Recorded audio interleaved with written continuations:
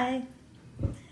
Okay, we're on number 2 of the practices of the ancient art of self-love. The first one was called 1 minute of being, and that's a daily practice, or however often you choose, but it has a regularity. Whereas number 2 is a synchronistic practice, and it happens when it happens. There is a presupposition behind number 2, which is called, number 2 is called cheering for yourself. This is what the second one is called, cheering for yourself. The presupposition behind cheering for yourself is very important, and that is that the universe, or life itself, or spirit, or you might call it God, but something outside of you really wants you to succeed, really is watching you and excited about you and rooting for you, cheering for you. Now, what this outside thing is going to do from time to time is show you a symbol. When you see that symbol, you're going to cheer. This is non-negotiable. So when you see your symbol, you must cheer.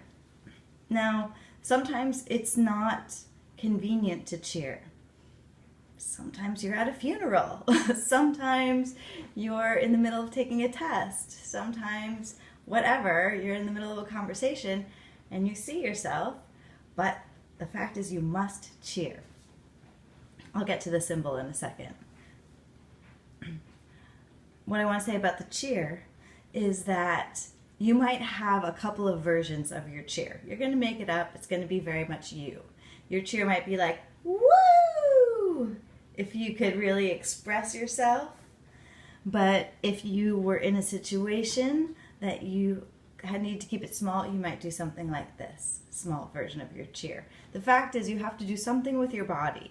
You have to have a response. I see my symbol, I cheer. Now, what is your symbol? You have to decide that. I can't tell you what your symbol is. You probably already know. One other thing about your symbol is that you can never tell anybody what your symbol is. Never, ever, ever. Don't tell them what you're doing. This is a contract between you and the universe. The universe shows you your symbol, you cheer. Some suggestions might be a certain number. If you see a certain number, maybe a 3-digit number. You don't want to be cheering all day, every day, right? You don't want to say like, oh, my number's 3, and you see the number 3 everywhere, and you're constantly cheering. You want to see it every once in a while. Another example is you probably wouldn't want to just pick like a bird, right? Or a dog, because it's, depending on where you live, you probably see those pretty regularly. But there might be a certain kind of bird or kind of dog that you only see every once in a while. So that might be your symbol.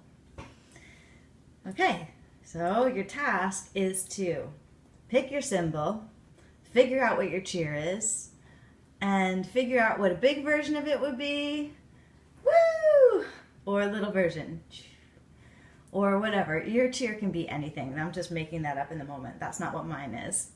So I can't tell you what mine is, and I can't tell you what my symbol is, and I can't tell you anything. And don't tell me anything. I don't want to know.